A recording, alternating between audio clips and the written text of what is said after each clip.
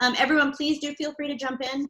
I know you've heard me say this before, but silence in a room I can tolerate. There's something intolerable about silence in a Zoom room. So please do feel free to jump in with any comments or questions that you have when Kayla's done with her presentation. So with that, if you want to start sharing your screen, I'll mute myself and it's all you. Okay, thank you. Thank you. Okay. Sweet. So, hello. For anyone who is here who doesn't know me, I'm Kayla, and today I'm going to be talking about the secret world of the Wood Wide Web. And if you're wondering what that is, that's a good sign because that's what I'm going to be talking about today. So, how can design help translate scientific knowledge into engaging experience? That's what I wanted to really explore for my degree project. I've always had a soft spot for all things sciencey. If that's not a word, it should be. I even dragged my friends 2 years in a row as a kid to the Science Museum. But not only that is my fascination with that moment of like aha and eureka when it comes to science. It was also what I heard about the exclusivity of the scientific community, and actually a lot of scientists struggle to release their work to the general public. So a eureka moment, according to Diane Ackerman, is a bewitchingly inquiry into those moods colored by a combination of clarity, wild enthusiasm, saturation in the moment, and wonder, which render us into a state of waking trance. It's also, facts are dead in themselves, and it is imagination that gives them life. I really love that quote. So I actually mapped out the moment of eureka in my head from the very first moment of contact, like Thoreau said when he summited Katahdin. The first is surprise, when introduced to something completely new and alien to your world. The second is then wonder, as surprise turns into fascination and awe. The third is when your interest is now piqued and curiosity begins to form. And if tantalizing enough, that turns to inquiry, a crucial part of eureka. After inquiring more and exploring, you hopefully come to understanding of something that was once completely new. Now, at first, I thought this was a linear event, something that goes from A to B. But as I looked at it more, I realized it's actually circular. A never-ending cycle of wonderment, always building off itself, because it's impossible to not discover something new along the way to understanding. So I think that was a really important moment for me when I was doing my research. And the relationship between design and science is still somewhat complicated, but design and science can inform each other. New forms of collaboration can create new areas of expertise, new insights, and new theories. There is much to be gained and nothing to be lost. What Einstein achieved bears directly on design practices of using intuition and imagination. After all, the term scientist was actually coined only in 1834 by analogy to the word artist. And both artists and scientists use inquiry, observation, and creativity as core tools for the practice. I love that. This is also the Krebs cycle of creativity by Neri Oxman, who I adore. It's an example of how design and science are actually not that far apart as we think. It's actually circular, again, like a clock. That's how she describes it. You can always go around freely from art, science, design, engineering. So I thought that was really interesting. This, to me, is an example of science that's not engaging. It's a peer-reviewed journal. Most often are not meant for the public eye, despite hundreds of hours it takes to conduct such research. It's exclusive only to those who are in the scientists and understand this language, which in this instance is on conspecific attraction of Bayesian adapting. If you find that interesting, that's amazing, but I was not engaged whatsoever. This, in contrast, is an example of what I would say is an engaging experience from the documentary Dancing with Birds on Netflix.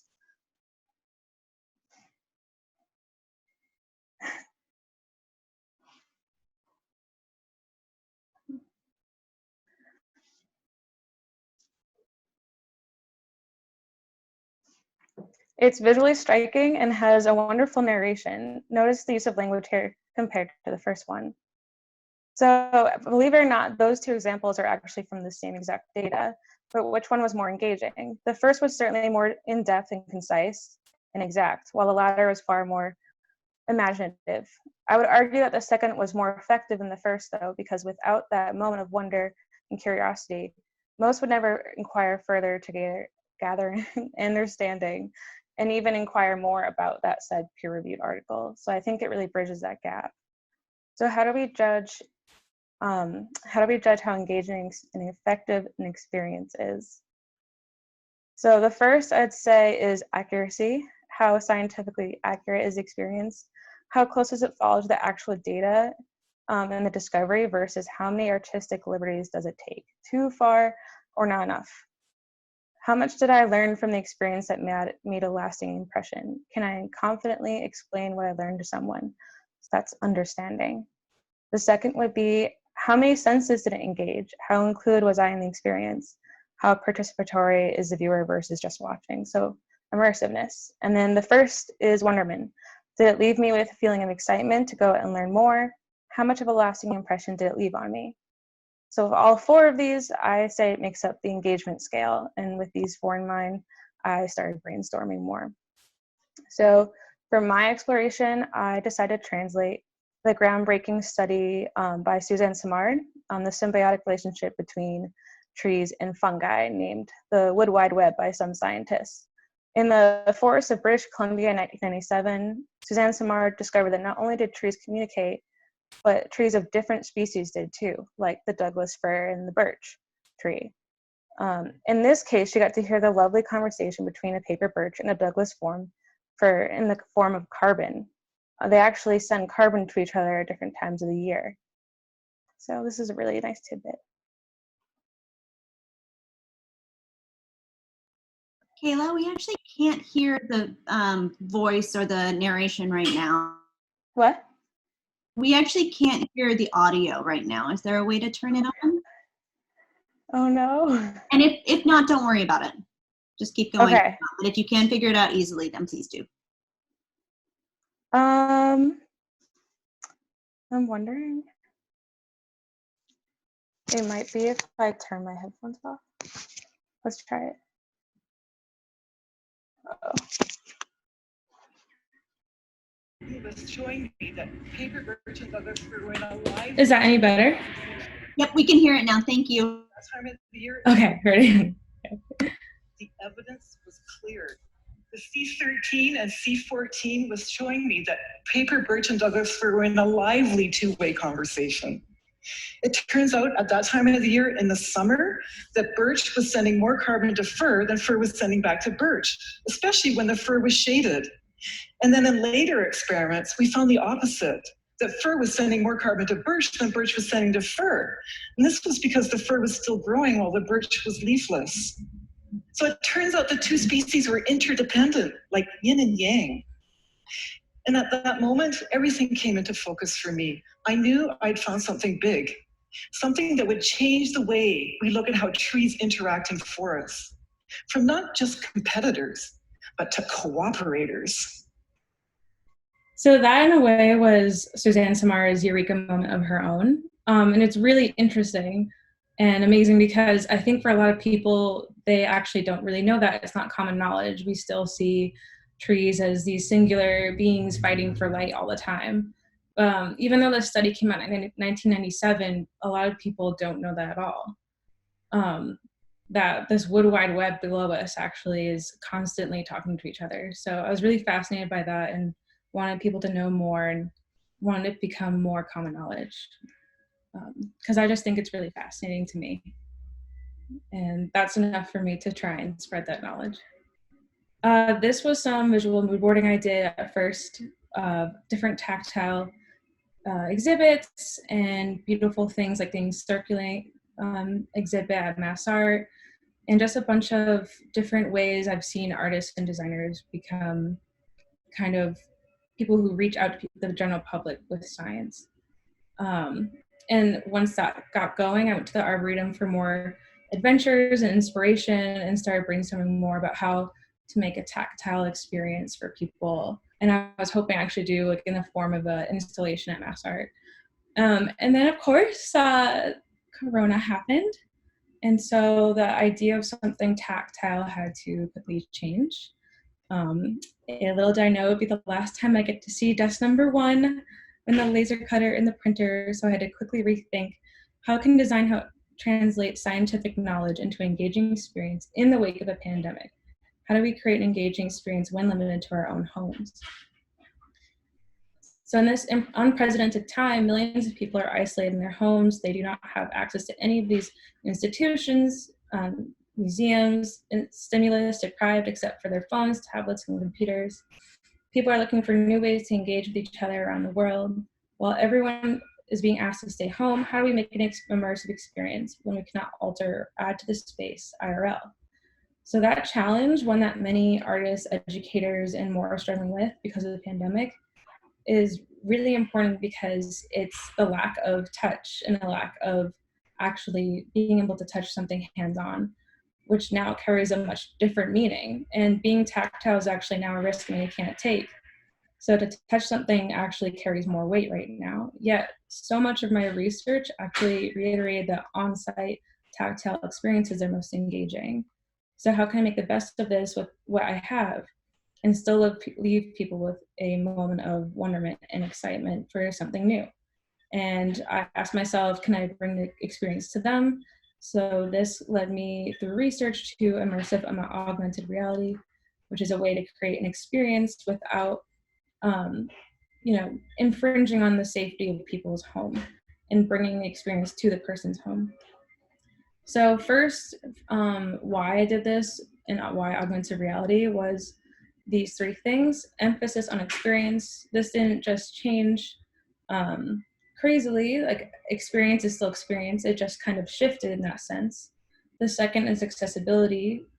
It's actually much more accessible because it's in home. And I feel like too, sometimes institutions are not actually as accessible as they should be. So this actually kind of was more effective than the first version of my project. And then third, scale and scope. I wasn't limited anymore to the size of a space, but I was limited to the size and limit of my own breadth of the technology I had. So this was my mood boarding. No, that's a tongue twister. Of different AR that I was looking into and how it can overlay onto the space. One of the superpowers of AR is knowledge transfer. If you compare the theory of gravity with the theory of black holes, theoretically we are more knowledgeable about gravity because we can experience it, as opposed to a black hole, which we can only observe. Having our users experience rather than observe may sharply increase the chances of them understanding and retaining information. It's what makes R such a compelling medium for education and training, not to mention the ability to be free of any physical limitations and restrictions. So the adjusted perception or imposition of our perception also becomes somewhat of a molding force, shaping the way we imagine and see ourselves and others while sharing and evolving new visual identities and ideals. So once I committed to AR, I immediately started prototyping. And I actually hadn't really been 3D modeling before. And I had done augmented reality with Martha last year with her letterpress class, but I was relatively new to most of these things. So these were actually some of my gestures of me like making trees and putting them into my space and seeing how they look and if I liked it or not. And then I iterated more and more, testing to see what the shapes I could make, how real it looks in the space, can I cast shadows? I had a lot of struggles and failures and file crashes, but I mean, I learned a lot.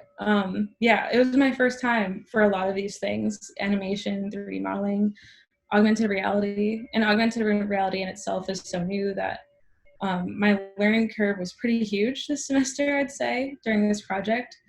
Honestly, this graph could also be called the failure scale too. I know Martha and Catherine know this, but my AR file actually crashed about 6 days ago, and I had to rebuild from the ground up. That's just kind of what happens with these things and these new programs, and in these times, you kind of just have to learn, adapt, and keep going. So my final augmented reality experience I ended up doing on Spark, which is used for Instagram and Facebook. I originally had used Torch. So this right now is like my final prototype of an AR experience. Yeah.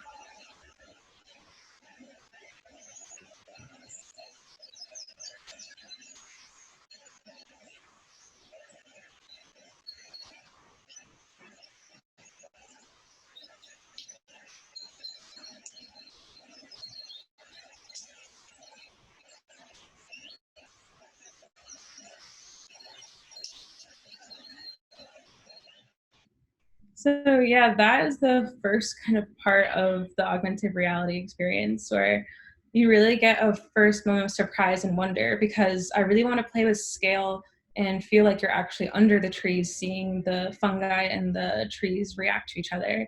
It was really hard, but also really rewarding, trying all the different ways.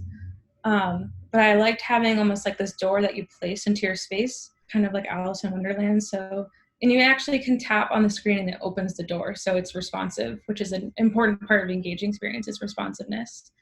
Um, and then this is another part of it where you actually tap. And when you tap it, the carbon starts transferring one tree to another.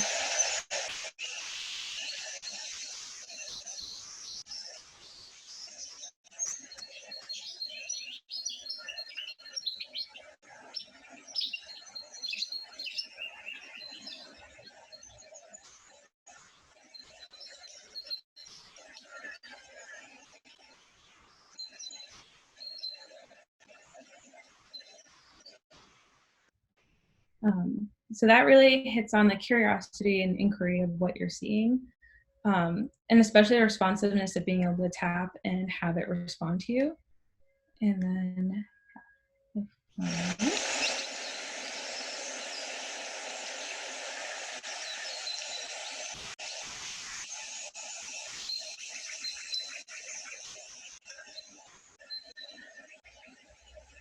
and you can actually walk out of this cave and you tap on the door and it'll close. So it really feels like it's a part of your space.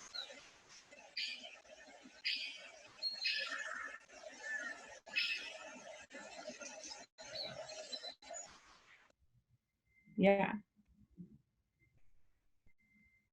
So with all of that, hopefully the person starts to gain understanding, and then after all of that, they have their eureka moment, and then hopefully it starts a circular motion of them inquiring more about this wood wide web and Suzanne Simard, and then more surprise and more inquiry and so on. I think one of my struggles was actually I thought I had to teach them everything, and what I learned is that as long as you start that first moment of wonder and surprise, you can actually teach them far more, because the user will go off on their own and try and learn more by themselves.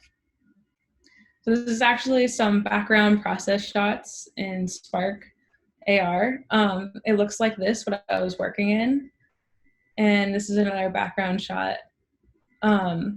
This is actually a screen recording where I could test my door. And this is like a 3D space where you can actually see the phone camera.